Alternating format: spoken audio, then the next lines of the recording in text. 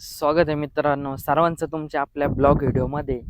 बघा मी आत्ताच सकाळी 12 वाजलेत मित्रांनो. आता काय सकाळ राहिली नाही आणि बाहेर गेलो होतो. आपलं जिकडे वर्षाच्या घरी गेलो होतो आणि रात्री तिकडंच मुक्कामाला होतो ना, तिला वगैरे सोडलं वगैरे मित्रांनो तिथं आणि आलो घरी. हाय का नाही म्हटलं तिथं थांबू नाही करता काय करता, ती गेली 2-3 दिवस. म्हटलं नाही म्हटलं दिवाळीच्या नंतर काय ती बऱ्याच दिवसापासून गेली नव्हती.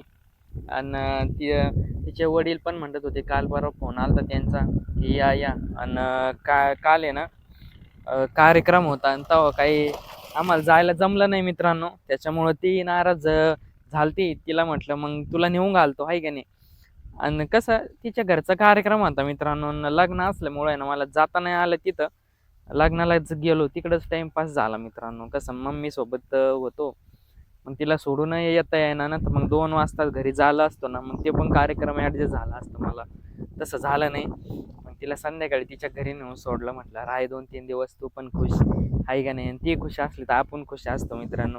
कारण की ती नाराज झाली ना तर आपल्याला पण करमत नाही. विषय असा असतो, दुसरं काही नाही. बघा आता वळणलाच चाललोय मी इकडं. इकडं मम्मी पप्पाकडे वळणला जाऊ म्हटलं आणि इथून माझी सासरवाडी मित्रांनो.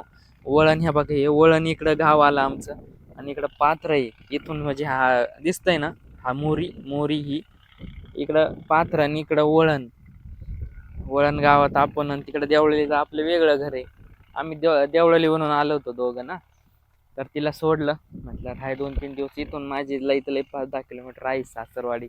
काय एवढं अंतर पण नाही. आणि तेव्हा एवढं जायचं ठरलं ना, आपण काही 1 तासामध्ये जाऊ शकतो. 1 तास नाही लागत, अर्ध्या तासात जातोय. तर ह्या बा इथं घासाचं रान आहे मित्रांनो. इथं थांबलो, तुम्हाला घासाचं रान दाखवतो. हे आमच्या इकडले वळणचे लोकांचं वावर आहे बरं का. बघा घास वगैरे केलाय त्यांनी. आडावाचा माणूस आहे मित्रांनो, त्याचं आहे बरं का हे वावर. पलीकडून हरभऱ्याचं रान आहे. घास बघा इथूनच एवढा लांब येतोय मित्रांनो, तो घास वगैरे कापायला काही काम असलं तर. आणि त्या दिवशी गेलो होतो इथून मित्रांनो, तर इथं ऊस वगैरे होता. आता बघा खडवण वगैरे ऊस तुटून गेलाय. याच्यात बहुतेक त्या तिकडे हरभरा दिसतोय एक काही अजून तसंच आहे. रोड पण खराब आहे बरं का. हे काय आता ऊसाचे ट्रॅक्टर बिक्टर जाऊ जाऊ आहे ना, अजून बेकार रोड करून टाकला ना. ऊसाची वाहतूक जड असते, त्याच्यामुळे ह्या कच्च्या रोड आहे ना लगेच दबले जातात मित्रांनो, लोडिंगची गाडी असल्यामुळं. जाऊ आता घरी मस्त पैकी. जेवण वगैरे तर केलंय. घरी जाऊन थोडं बसू, आराम करू. आता देवळलीला काय आज तर काही जाणं शक्य नाही मित्रांनो 2-3 दिवस. आणि हे जा असले ना घरी मम्मी पप्पा सगळं सहकुटुंब असलं तरच घरात थांबूशी वाटत, नंतर घरात थांबूशी नाही वाटत मित्रांनो. सवय नाही मित्रांनो आपल्याला एकटं राहायची. ते तिकडं बघा, त्या तिकडे आहे ना मित्रांनो, एकदम लांब तुम्हाला ट्रॅक्टर वगैरे दिसत असन. त्या बघा तिकडे ऊसाची लागण चालू होती, ट्रॅक्टर चालू आहे तिकडे बघा. गडी बघा कसे बियाणं वगैरे पांगवते. आणि मित्रांनो तिथं शाळेत जाऊन बसण्यापेक्षा आहे ना, इकडं थोडा टाइमपास केला ना तर खरंच बरं वाटतं. कारण तिथं जाऊन नुसतं रूममध्ये बसायचं काम असतं.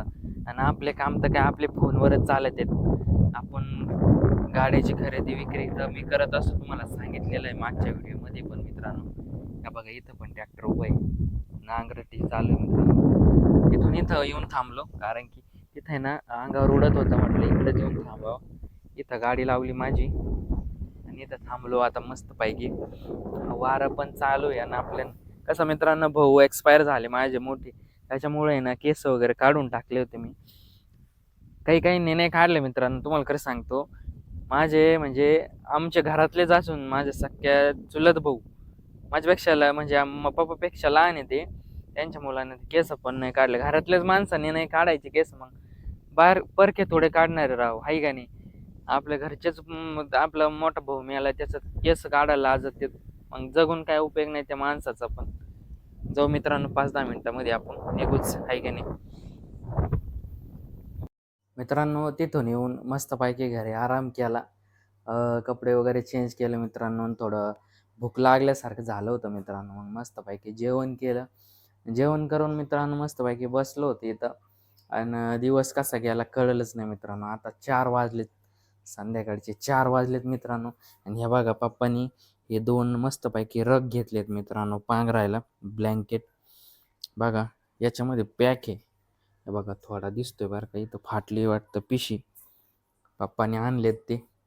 आणि कसं इथं आलं ना वळणला तर थंडी असल्याने कपड्याची थोडी अडचण होत असते. त्याच्यामुळं मग म्हटलं 2-3 रग घेऊनच ठेवा. इथं 2 ठेवले आणि एक घरी घेऊन गेलो. असे 3 रग घेतले होते पप्पांनी. तर मग तुम्हाला बाहेरचं वातावरण दाखवतो. हे बघा इथं सरपणाचा ढीग घातलाय. भरपूर असे झाड होते मित्रांनो इथं निलगिरीचे मोठमोठे एक खोड वगैरे दिसतं असेल तुम्हाला तिथं गेटपाशी. हे बघा इथं एक खोड होतं पण सर्व आता तुटत चालेत.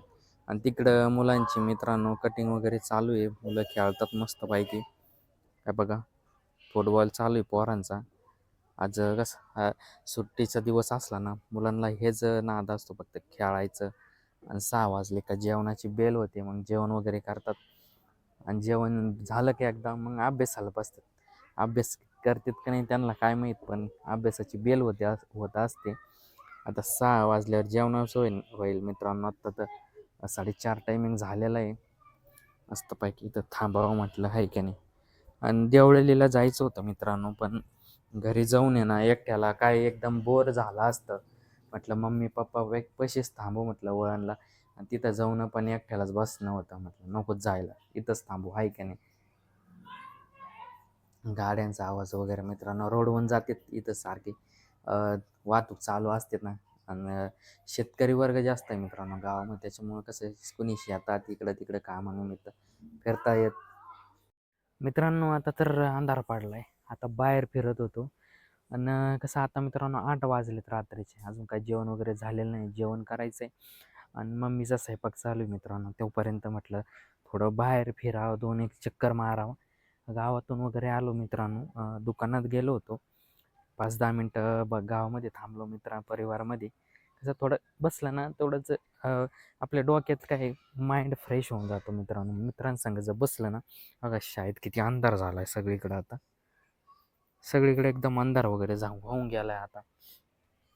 झाडं बघा आणि एवढं काय लाईट वगैरे नाही जास्त. आता भरपूर असे झाडं असल्यामुळं लाईट जर लावला ना अंधारच वाटतोय. आणि थोडं असं लाईट जर असला ना तर पायापाशी पण फिरायला पण मोकळं वाटतंय त्या हिशोबाने पाहिजे बरं का. पाठीमागे जास्त मोठं होलिजन वगैरे लावलेली. पुढं एवढे नाही पण पाठीमागे जास्त, कारण की मुलं वगैरे ना पाठीमागच मुक्कामाला असतात. सर्व पोरं वगैरे जेवणचं हॉल वगैरे सर्व पाठीमागे आहे. काय असेल ते मग त्यांचं राहणं, त्यांचं आंघोळीचं बाथरूम असो वगैरे सर्व पाठीमागं. आणि सध्या ना आता एवढं काय गार वगैरे नाही. आता इतकं गार राहायचं ना त्याच्यामुळं पण फिरूशी वाटत नव्हतं. रात्रीच्या टायमिंगला आहे बघा असं दिसतंय शाळेतलं वातावरण. एकदम पटांगण आहे मित्रांनो. फिरायला पण जागा आहे भरपूर. असं नाही का जागा नाही वगैरे. भरपूर अशी जागा आहे कसं. आणि शाळेमध्ये जागा असल्याशिवाय मुलांना पण खेळायला वगैरे जागा पाहिजे. आता कसे लहान मुलं जागा नसली ना लगेच टिकलेच नसले लगेच म्हटलं असं चला घरी जायचं आम्हाला. बघा या समोर दिसतात ना मित्रांनो हे पाण्याचे टाके बरं का. मी एक खूप छोटा होतो तेव्हापासून ह्या टाके म्हणजे ते भरपूर असे वर्ष झालेत मित्रांनो. मी तर म्हणतो माझ्या जन्माच्या अगोदरचे असतील असं तर मला अंदाज आहे. कारण की माझा जन्म वगैरे सर्व ह्याच शाळेत झालेला आहे. तेव्हा सर्व आपल्याला कसं जागा ना जागा आपल्या पावला खालून गेलेली आहे मित्रांनो. तर मित्रांनो मग आजचा ब्लॉग कसा वाटला मित्रांनो कमेंटमध्ये नक्की कळवा. व आवडला असेल तर लाईक सबस्क्राईब शेअर नक्की करत जा मित्रांनो. आपण भेटू एक पुढच्या ब्लॉग व्हिडिओमध्ये. सर्वांना जय आदिवासी व शुभ रात्र मित्रांनो. जेवण करा व मस्त स्वीट ड्रीम घ्या मित्रांनो.